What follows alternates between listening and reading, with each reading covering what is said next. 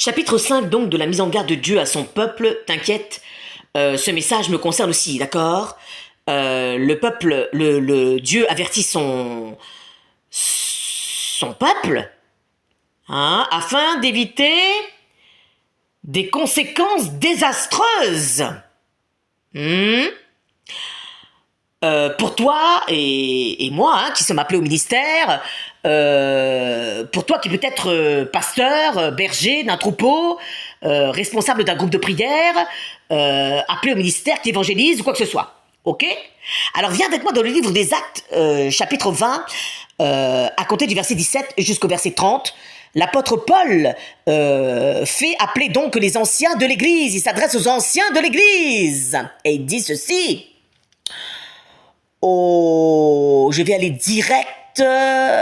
Ouais, quand même, c'est intéressant ça.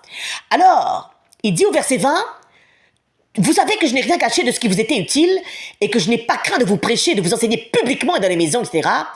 Au verset 21, la repentance envers Dieu et la foi en notre Seigneur Jésus-Christ. Amen. D'accord? Donc, verset 24. Oh, qu'il est merveilleux ce verset 24.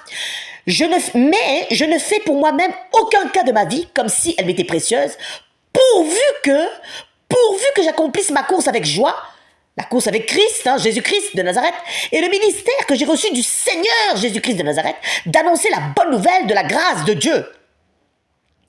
D'accord? Verset 26, 27, donc c'est pourquoi je vous déclare aujourd'hui que je suis pur du sang de vous tous, car je vous ai annoncé tout le conseil de Dieu sans en rien cacher. Verset 28, c'est là que ça te concerne toi et moi. Prenez donc garde à vous-même et à tout le troupeau sur lequel le Saint-Esprit vous a établi évêque pour paître l'église du Seigneur qu'il s'est acquise par son propre sang. Verset 29, je sais qu'il s'introduira parmi vous après mon départ des loups, et encore quel genre de loups? Cruels, qui n'épargneront pas le troupeau et qui s'élèvera du milieu de vous des hommes qui enseigneront des choses pernicieuses pour entraîner les disciples après eux.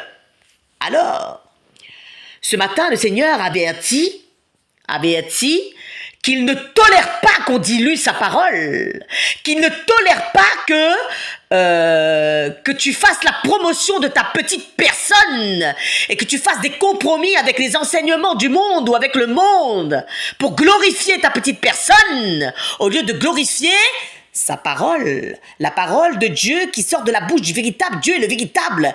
Dieu est un Dieu saint et il nous appelle toi et moi à être saints et à œuvrer pour son royaume dans la vérité, dans la lumière de Christ. Amen, pas amen.